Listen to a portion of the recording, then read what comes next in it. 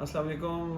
Smile makeover क्या है? बहुत से लोग स्माइल मेकओवर के ऊपर बहुत क्वेश्चन पूछते हैं। Smile makeover, smile makeover, Hollywood smile makeover क्या है, बॉलीवुड स्माइल मेकओवर क्या है? आज हमने टॉपिक इसलिए डिस्कशन के लिए रखा है क्योंकि स्माइल मेकओवर के ऊपर जो क्वेश्चन आते हैं उनके ऊपर मैं आज डिस्कशन करने लगा हूँ। एक बहुत ब्रॉड टर्म है स्माइल मेकओवर क्या है। बेसिकली अगर हम वेरी सिंपल वर्ड्स के अंदर डिस्कस करें तो स्माइल मेकओवर का मतलब है अपने स्माइल को इम्प्रूव करके उधर लेके आना ताकि आपका जो स्माइल है वो देखने में अच्छा लगे। ये एक बहुत सिंपल सी डेफिनेशन है स्माइल मेकओवर की। अब इसके अंदर बहुत सी कैटेगरीज़ हैं। स्माइल मेकओवर के अंदर आप एस्थेटिकली कैसे उसको प्लीजिंग कर सकते हैं और कॉस्मेटिकली उसको कैसे प्लीजिंग कर सकते हैं। आज हम इन चीज़ों के ऊपर डिस्कशन करेंगे। Let's just start with the first option of smile makeover की इम्प्रूवमेंट, जो कि मेरे ख्याल से एस्थेटिकली ड्रिवन है। उसका मतलब ये है कि जो नेचर है वो एस्थेटिकली जिसने आपको दान दिए हैं वो हर इंसान के ऊपर उसके हिसाब से दिए हैं। उन दांतों को हम अगर क्लीन कर लें, उनको पॉलिश कर लें, उनको उनका जो शेड है वो बेहतर कर लें, यानी वाइटर शेड कर दें, तो वो भी एक स्माइल मेकओवर के आप समझ लीजिए कि रेंज के अंदर आता है। जब हम डिस्कशन करते हैं कि जी एक इंसान जिसको अपने स्पेशली जो मेरे पास पेशेंट्स आते हैं वो कहते हैं कि स्माइल मेकओवर के अंदर जो है वो आप क्या और ऑप्शंस दे सकते हैं जिससे कि हम जब स्माइल करें तो हमारी जो टीवी के जो एक्ट्रेसेस हैं या एक्टर्स हैं उन जैसी स्माइल हो जाए। तो उन ऑप्शंस के अंदर फिर हम बहुत से ऐसे फैक्टर्स ऐड कर सकते हैं जिसकी वजह से स्माइल मेकओवर किया जा सकता है। तो सबसे इम्पॉर्टेंट ये है कि हमने जब पहले डिस्कस किया है कि वाइटनिंग एक ऑप्शन है।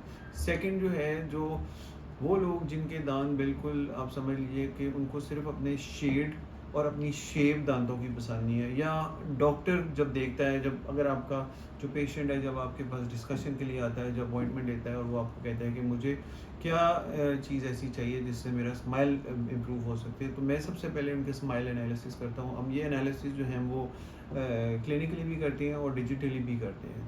इम्पॉर्टेंट पार्ट ये है कि आप जब पेशेंट की एक स्माइल को देख के उसके अंदर क्या इन्हांसमेंट्स कर सकते हैं और इन्हांसमेंट्स की वजह से मतलब उनके अंदर क्या चीज़ें ऐड कर सकते हैं। मैं इसमें एक एग्जांपल देना चाहता हूँ, जैसे कि बहुत सी लड़कियां अपने लिप्स के ऊपर जो लिपस्टिक लगाती हैं उसका मकसद क्या होता है, just to improve the shape and shade of the lips ताकि वो खूबसूरत लगे। सिमिलरली डेंटल स्माइल मेकओवर भी सिमिलर है। तो हम जो दांतों के ऊपर उनका जो शेड है यानी वाइटर कर देंगे, उनकी शेप जो है वो बेहतर कर देंगे, और वो शेप और शेड बेहतर करने से उनका जो स्माइल बेहतर हो जाएगा, उसको हम स्माइल मेकओवर कर सकते हैं। ये एक बहुत ब्रॉडर टर्म है। अब स्माइल मेकओवर के अंदर बहुत से ऐसे लोग हमारे पास आते हैं जिनके दांतों के दरमियान स्पेसिंग होती है। अब स्पेसिंग को कैसे क्लोज करते हैं? स्पेसिंग के अलावा उनके क्रोकेड टीथ होते हैं। बहुत लोगों के टीथ होते ही नहीं हैं, यानी उनके मिसिंग टीथ होते हैं, चाहे वो गिर गए हैं या उनके दांत कभी आए ही नहीं, या उनके दांतों के दरमियान, जिसमें मैंने पहले बताया कि खला है। उन प्रोसीजर्स को करने के लिए स्माइल मेकओवर भी यूज़ किया जाता है। यानी अगर आपके दांतों के दरमियान स्पेसिंग है और आपके यहाँ आपके दांतों में क्राउडिंग है, आप उस प्रोसीजर को करने के लिए डिफरेंट प्रोसीजर्स यूज़ करते हैं ताकि वो दांत अपनी जगहों पे आ सकें, स्पेसिंग क्लोज हो सके और एक स्माइल जो है वो प्लीजिंग हो जाए। ये भी टर्म स्माइल मेकओवर के अंदर आती है।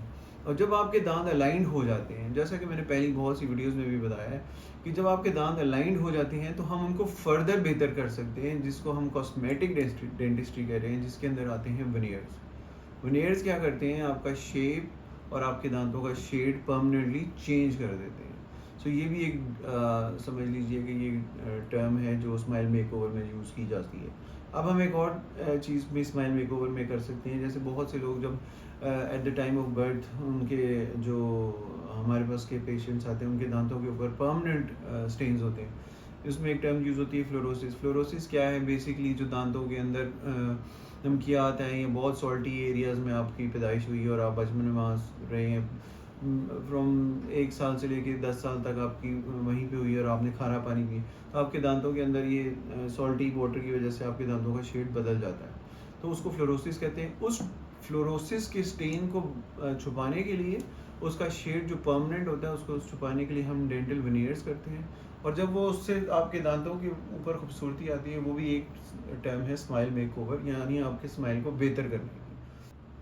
आखिर में हम डिस्कस कर रहे हैं हॉलीवुड स्माइल के, जो मैंने पहले टर्म यूज़ की थी। हॉलीवुड स्माइल एक ब्रॉडर टर्म है। Hollywood smile basically concept driven from जो जो अमेरिकन फिल्म्स हैं, या ये इंग्लिश फिल्म्स हैं, इंग्लिश एक्टर्स या एक्ट्रेसेस, या अमेरिकन एक्टर्स या एक्ट्रेसेस, उन सब का जो स्माइल बहुत अच्छा टीवी पे लगता है, उसको फॉलो करते हैं लोग और कहते हैं कि हमें ऐसा स्माइल चाहिए या हमें ऐसा स्माइल चाहिए।